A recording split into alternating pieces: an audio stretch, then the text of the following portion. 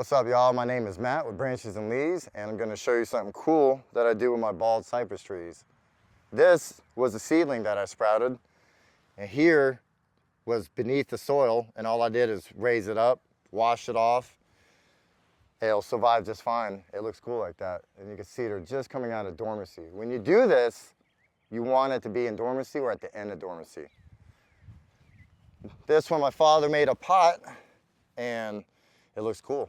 I did this one about a year ago. This tree is probably 2.5, maybe 3 years old, and I've been training the branches, and this one's coming out of dormancy as well. And you can see how it does just fine. This one over here was 2 sprouts that I planted together, and when they came up, I just twisted them together, and when the branches grow out, I'm gonna train them to look very cool. I just did this a couple days ago. You can see how it's still fresh. Over here is a tree that I did the same thing about 2 years ago. And you can see how thick it's got. And it's doing great. Over the winter, I just cropped that top off. Some of the branches naturally hung. The other ones I'm gonna wire to go the same way as well. This one was another one that I just did. And it's coming out of dormancy too. And it's gonna grow big in this and look very awesome. So let me show you how I did this. So here's the tree that I'm gonna do it on. This was also a seed that I sprouted a few years ago. And it's just starting to come out of dormancy, so I wanna do this now. So I'm just gonna take it out the pot. And all I'm gonna do is use a hose, put on that jet, and I'm gonna start rinsing the soil off. Just like that, get it all from around there. You can see all these little feeder roots. Those up top, they end up taking off. So some of these feeder roots, I'm just gonna rip off. I know it looks like torture, but it's kind of a thing you do for bonsai.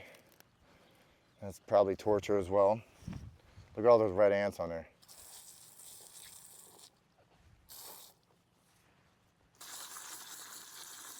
So you can see rinsing the soil off right there and see how it's starting to look real cool. This right here is another ant eating me alive. That's gonna look cool because this is gonna be the surface of the soil when I put it in the pot, and the rest will be under.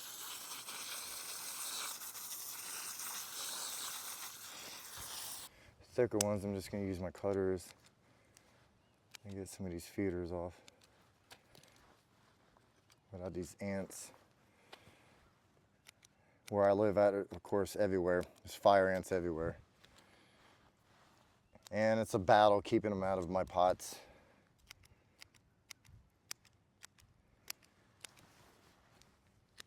And most of the time when you put this in the pot, and these feeder roots, if you were to leave them, they'll dry off and you could just basically just rip them off with ease.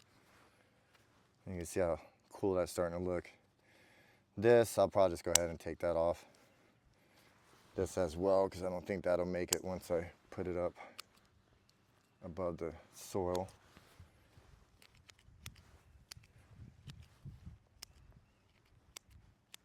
So there it is. You can see where I took off some bottom roots. Nice and clean, looking something like that. I'm just gonna set it in the pot. I'm doing it in this pot because I want it to get bigger. Before I put it in a bonsai pot. And I'm just gonna put some soil around it.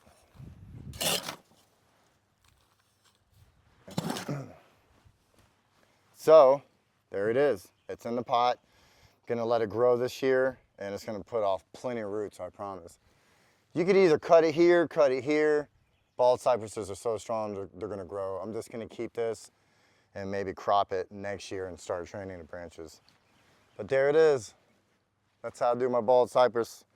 Some in the bonsai and just some in the big trees. Thanks for watching.